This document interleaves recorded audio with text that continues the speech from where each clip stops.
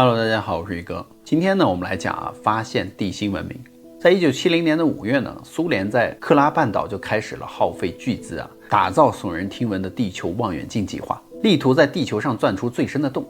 期间诡异的事件频发，计划被迫终止，科学家不得不撤离克拉半岛。探险家呢，在伊乌县城找到了地下博物馆，顺着这条线索呢，一路就找到了克拉半岛。在那一片超深井的废墟里呢，发现了该计划制定居然起源于中国西部的一片无人区。让我们进入今天的故事发现地心文明。以下的故事非常玄幻大家理性观看。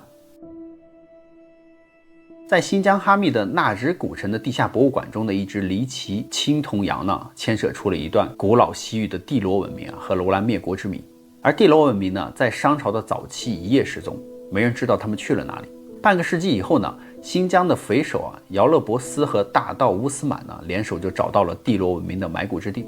在那里呢，青铜羊的诡异宝物似乎与楼兰的灭国有着不解之缘。为了解开谜题呢，袁森和他们的探险分队在姚勒伯斯的卫队长布伦加普的指引下，前往了北塔山。真相呢，渐渐地浮出了水面。一行人来到北塔山呢，在一个当地蒙古人巴特尔的口中就听到了更多关于青铜宝镜的线索。巴特尔的爷爷南茨德巴特尔呢，是外蒙库伦政权的一名高级特务。当时他接到一个任务前去暗杀一个盘踞在境外无人区的土匪黑喇嘛。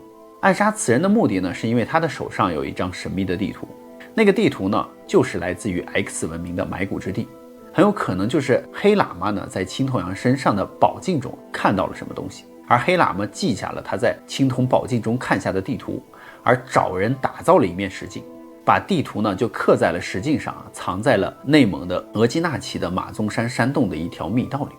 袁森觉得呢，线索被大致理顺了。他以前一直以为呢，青铜镜上可以看到一些神秘的东西，没有想到呢，竟然会是一张地图。探险队下了北塔山呢，在哈密进行了食物和装备的补给进行了一番休整之后，就直接驱车去了内蒙的额济纳旗。他们在巴特尔描述的那个山洞中走了很久，里面机关重重，但对于经历了多次冒险的他们呢，已经是习以为常了。更庆幸的是他们果然看到了实境地图，那是一面打磨得非常光滑的石面，要爬在石台上盯着这个镜面仔细看，才能够看清细细的密密的线条。一条条线条呢，纵横交错勾勒出了陆地、海洋、森林等地方。只是地图的最中心那一块呢，有手指甲盖那么大一块被人毁去了。那一块地方呢，像是有利器凿过的痕迹，把本来精细的线条都给划断了。剩下的一堆杂乱的线呢，袁森看不明白地图的内容。这一片区域他说非常陌生像是海岸线。他很清楚地图上标注的地方绝对不会是新疆。被划掉的那一块呢，四周环海，应该是一座海岛。他有点束手无策，但他认为呢，被毁掉的那一片区域就是最核心的地方。他们从不同的角度拍了10多张照片，准备回去以后再对比一下世界地图，确定具体的位置。一行人呢就找到了田博士马上召集专家会议。袁森就把高清的数码照片导入了田博士的电脑，连上投影仪，那巨大的投影幕布上就呈现出了实境精致的地图纹理出来。专家们分析了半天呢，一致认为那一片被海水围起来的地方呢，就是克拉半岛。这块地方在俄罗斯的西北部属于俄罗斯的摩尔斯曼克州管辖，也是俄罗斯北方舰队的总部。现在呢，还是军队的禁区。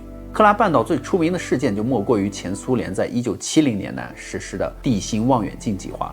这个项目一直被誉为是冷战时期前苏联做的最疯狂的事情，而 X 文明的青铜宝镜上的目标呢，竟然就是指向了俄罗斯西北部的一座小岛。岛上曾经进行过一系列匪夷所思的地心科研项目。这么说，地心望远镜和 X 文明的地图之间的确是存在着某种联系吗？更大胆一点设想的话，前苏联就是因为这张地图才下定决心去执行地心望远镜计划的吗？而凿入地心13000米。几个专家呢，对照着投影仪上的实境地图和克拉半岛的地图在克拉半岛地图上就画出了那一片被毁坏的地方。那一片区域不算大，却是卫星拍摄的盲区。地心望远镜工厂呢，就很有可能设在这个盲区里面。那么看来地心望远镜和 X 文明真的是有种说不清道不明的联系。1个月之后呢，袁森他们被送到了克拉半岛的一片原始丛林当中。实境地图上模糊一片的位置呢，就是地心望远镜工厂所在。通过地图对比确定工厂的面积远大于模糊的那一块，也就是说秘密的位置呢在工厂的某一个地方。他们没有更多的线索只能深入工厂。那探险队为了避免引起军方的注意就是晚上赶路，白天扎营休息，走了3个晚上才抵达了地心望远镜工厂附近。他们一直等到天黑呢，才慢慢的接近了这一座神秘的工厂。他们顺着工厂的根溜着墙走，走了100多米呢，就发现了有一扇没关上的铁门。拉木呢便拉开那个门，众人都钻了进去。当晚呢，他们就检查了周围10几栋楼，情况呢几乎都一样，全都呈现出了一副匆忙撤离的景象。而袁森就推测，这10几栋楼呢就是地心望远镜计划当时他们所居住的一个居民区了。而生活区的混乱破败就证明他们撤离之后再也没有人回来过。这座庞大的高科技工厂就此沦为了废墟。不过他们在一个办公室的房间里呢，就发现了一本笔记。笔记的主人呢是地下望远镜的项目的副总工程师，他是一位叫做布雷登的英国人。他曾经是欧洲地球物理动力学的科学领头人，前苏联当时请他担任了项目的副手。笔记上就说呢，在项目即将结束的那一年，也就是1994年，一座名为 B7 号的深钻井里的物资取样出现了问题，随后整栋行政楼呢被从外封闭了，核心高层呢全部死在了大楼的7层。这就意味着前苏联当局发现了从钻井里挖出来的东西，他们当时可能是无力掌控，所以就决定毁掉这些东西。而哈萨克那个战士就注意到灰蒙蒙的远方就出现了一座直插云霄的尖塔，他们一下子兴奋了起来，跑到塔下面，看到了塔中央就写了一行血红大字 B7。 这就是 B7 的深钻井了吗？拉木围绕着直径上百米的这个塔尖转了一圈，这种纯水泥建筑的结构非常结实，是一个完整的整体，根本就没有入口。他们毫无头绪，找起来也很麻烦。正在苦恼着远处突然响起了一声震天的巨响，众人都很惊讶。那一声爆炸是来自于西北方向。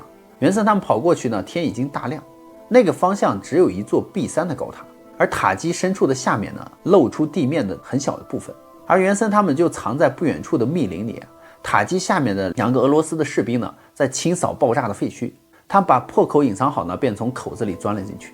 一会儿的功夫呢，人就不见了。他们在密林里等了10分钟呢，便潜出来，从2个俄军士兵隐藏的地方就钻了进去。下面有一个大坑，坑里有水泥道，穿过10米左右的简易水泥通道呢，又下了很久的梯道就看到了地下建筑物的轮廓逐渐清晰了起来。庞大的水泥建筑下面有各种硕大的管道犹如血管一样四通八达。深钻井停用这么多年柱子居然还没有被腐蚀。而大家呢一起下到了坑底就发现了水泥板下面有一条可容纳1人出入的口子。在洞底呢，袁森就发现了一座深坑坑边上倒了10几具俄军士兵的尸体。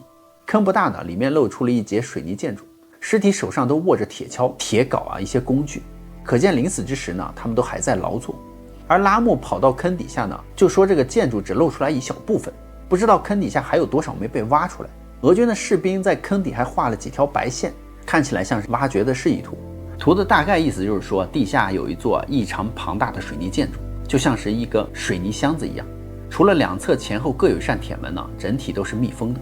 于是探险队一行人就取走了俄军士兵上的这个工具呢，沿着这个水泥建筑继续往下深挖，直到这个侧部的轮廓出现大概挖了有6米左右，建筑下方就露出了一块腐蚀的铁锈的门。打开铁门之后呢，里面是黑暗一片。几个人朝深处走了一段时间呢，没有任何发现。深入进去几百米呢，就能够看到这个建筑物中央架了一排粗管子，手电筒朝里一照呢，不知道通到多远。主管道延伸出不少管子伸向地下，嵌入水泥地面，给人很诡异的一种感觉。而这地下建筑到底是做什么用的呢？他们这几个人一概不知。前苏联的军方撤离了深井，做了庞大的毁灭工程，将水泥建筑一层一层的封死在了地下。他们的目的很明显就是让一些东西呢永远的埋在地下。他们花费这么大的精力做这件事情，地底下肯定是藏着一些恐怖的东西嘛。就这样，他们几个人不明不白地闯入了禁区而建筑中呢有一片机器群，那些机器异常庞大。袁森穿过中间的几个过道呢，突然就发现有人影闪过。当他关了手电筒缩在角落的时候，回头一惊呢，他就看清楚了身后的人的样子。可是怪人全身被连体衣罩住无法分辨身份。袁森缩在靠墙壁的地方呢，很快有数支手电光射向了他的方向。袁森被光刺的眼前一黑，用手搭住才看清楚了前面站了4个人。那4个人穿着前苏联工程师的衣服，脸上戴着防毒面具，正朝着他指指点点。而袁森当时就是目瞪口呆，脑子里一片混乱。地下建筑刚刚被他们挖出来，不可能还有其他人早于他们进入地下呀。这个从逻辑和显示层面是无法达到的吧？如果换个角度那就只有一个可能，那就是在10多年前呢，前苏联封闭这座钻井的时候把一些没来得及撤出的人都留在了地下的建筑物里面。他们在与世隔绝的这个环境里居然生活了10年的时间，全是靠着当时的一些地下物资来生活。而这4个人呢，看起来没有恶意，袁森就告诉他们铁门已经被打开了。于是这些人欢呼雀跃，抱在一起又叫又跳。袁森做梦也没有想到深钻井里耗资巨大封存的东西竟然会是前苏联的望远镜计划的工程师。他们边走边说呢，渐渐就接近了水泥建筑物正中央的一间屋子。那屋子长长宽宽的，像一块水泥盒子，长超过20米宽不到10米，顶部很高，与水泥建筑融为一体。屋子的铁门是气阀，一位工程师搬动气阀呢，铁门被缓缓打开。他就告诉袁森说，这里就是集中控制中心了，也就是深钻井设备的大脑。袁森就不禁地发问说前苏联耗费心力做了这么大的工程，仅仅只是一个科学实验项目吗？当时工程师们都摇了摇头他们说深入地底呢是要找一样东西，是一件上古的武器，一件足以让他们对抗其他工业强国侵略的武器。在鸟无人迹的地方挖上古文明留下来的宝物对抗近代工业的强国，这是非常荒谬的事情。而这个计划呢，不仅牵连到前苏联，也与灰猫计划有关。袁森回忆着阿尔泰山哈木巴塔尔神木的遭遇，以及罗布泊伊比利斯魔鬼城下庞大的灰猫计划工程。他现在就回忆起来仍然心有余悸。他完全无法相信在那个年代居然能够建造出这么先进的工程。他们都是为了得到那个武器几乎发疯，不计代价的想要得到它。而袁森忽然就记起来深钻井外呢那位苏联从欧洲聘请的副总工程师的工作笔记。克拉深钻井里挖掘出来的样本很像是一种离奇的武器，导致了项目高级的负责人全都死在了顶层的大楼里面，死状呢极其凄惨，让人想不明白，难道是一件奇异的具有毁灭力量的武器吗？当时袁森的脑子里反复推想着这个疑问。接下来他得到的信息呢，简直让他不敢相信自己的耳朵。里面的工程师就告诉他说，这件离奇的武器呢，就藏在翡翠琉璃宫里面。古老的翡翠琉璃宫与这个俄罗斯重要的军事基地克拉半岛之间居然还有联系，这之间相隔的距离可不止108000里了呀。而翡翠琉璃宫就在这里，在克拉深钻井下面。袁森一行人曾深入贺兰山地下，打开西域鬼国的地下黄金城。那关于翡翠琉璃宫的说法呢，它与西域文明的传说有关，却并不存在。而西域鬼国对于翡翠琉璃宫的了解是因为他们得到过 X 文明的残片。以鬼国人的认知能力呢，肯定认为残片上记载的翡翠琉璃宫是一座仙宫，他们将之奉为图腾，认为道德高尚的人或者是贵族死去之后才会进入仙宫，从而无病无灾，长生不老。他们对翡翠琉璃宫的描述呢，都只是幻想和残片上只有只言片语的记述，仅仅是这样。实际上 X 文明的翡翠琉璃宫的确存在，在埋骨之地中的青铜羊身上宝镜的地图所指的地方呢，就是翡翠琉璃宫。当袁森看到了那个黑喇嘛的实境地图时呢，为那抹掉的一块做了很多种设想，从来没有想过那指甲大的一块呢，竟然会藏着西域鬼国传说中的翡翠琉璃宫。而 X 文明呢，是在夏商时期昙花一现，而当时的克拉半岛呢，还是一块不毛之地，荒无人烟。这两个相隔如此遥远的地方，无论如何都难以产生联系。那 X 文明怎么会画出克拉半岛的地图呢？难道他们真的是先知吗？能够预测自己看不到的地方，袁森以为水泥建筑里的设施都是前苏联建造的，然而被工程师们否定。他们说这个地方不属于太阳望远镜计划的项目，是他们的一支探险队偶然发现的。挖开混凝土呢，里面都是大家从来没有见过的高精密的仪器。他们花了8年的时间呢，才弄清了一小部分仪器的用途。这些机械仪器呢，也是一套高动力钻井设备，它们的钻头耐热、抗高温性非常好。前苏联的专家分析了很长时间呢，都没有办法分析出材质的属性。不过他们慢慢摸清楚了设备的使用方法。那外面的钻井工作的时候呢，地下的这一支特殊的钻井队也开始同步钻。外面那个第3号钻井呢，钻到5000米左右就没有办法深入了。而里面这个 X 文明造的这个钻井呢，没有遇到任何的阻力。钻井持续工作了10年时间，钻井的深度呢达到了5万米，也就是说他们钻开了地壳层。当时袁森就大惊啊，忍不住重复工程师的话：钻头穿透了地壳层吗？可是对外公布的数字是钻了13000米就不能继续了呀，怎么会达到5万米深呢？工程师就说呢，那13000米的钻啊，是用前苏联自己研发的钻头的设备，这是他们的极限，也是人类的极限啊。根据现在科学界公布的数据呢，人类还没有发现哪一种物质的耐磨程度、耐高温的程度可以超过2万米的深度，而2万米的深度呢，就是钻井的理论的最高值了。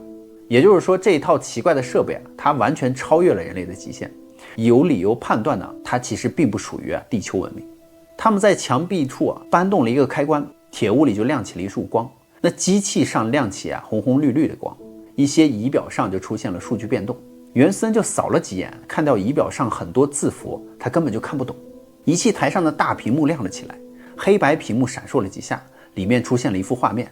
起初画面很模糊嘛，抖动几下之后就可以看清楚了。里面好像是一排管道，而有个人正在顺着这个管道往下爬行，他的身体看起来很臃肿，背了一个箱子一样的东西。画面的角度由俯视变成了仰视。可是那个监控看到的是一条钻井设备的管道的画面，里面居然是一个4手4脚的怪人正想通过钻井的管道穿过5万米深的地壳。他像是一个巨大的螃蟹一样，在管道的中间缓慢地爬行，一直重复着爬行的动作。当时的袁森差点失去理智，脑子里瞬间就回忆起了西域古国、切利遗迹、楼兰女王、地洛文明，他们串联起了一条文明的终极支线，只是为了一件古老的惊人武器。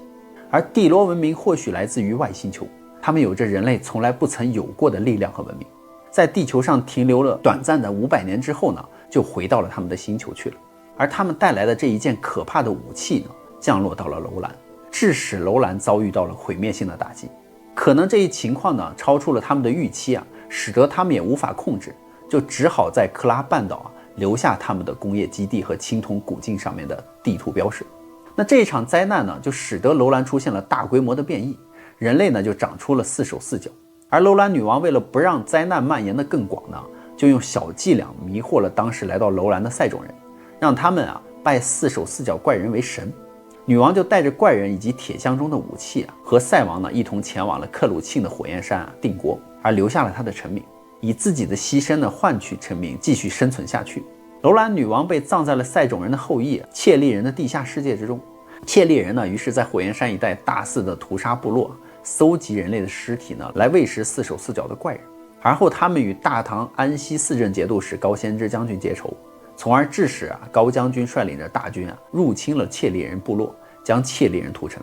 那4手4脚的怪人就带着切利残兵呢，一路往东，将铁箱送回他该在的地方，也就是克拉深钻井下面所谓的翡翠琉璃宫了。而若干年之后呢，西域鬼国得到的 X 文明残片把青铜羊的能力同样复制了一份，创造出了他们自己的图腾独眼青羊。他们并不知道这个秘密只是把残片上记录的翡翠琉璃宫当成了仙宫。而这个仙宫的传闻呢，也引起了大朝小国的纷纷前来勘探，也自然全部都是一无所获嘛。恍然大悟之际呢，袁森的耳边就响起了一个声音，谁都没有办法得到那个东西，它不属于人类文明。黑暗里呢，也许藏着人类永远无法触及的神秘，那些昙花一现的文明呢，也都是人类悲凉的幻影。那么好了，故事呢，宇哥也就讲完了。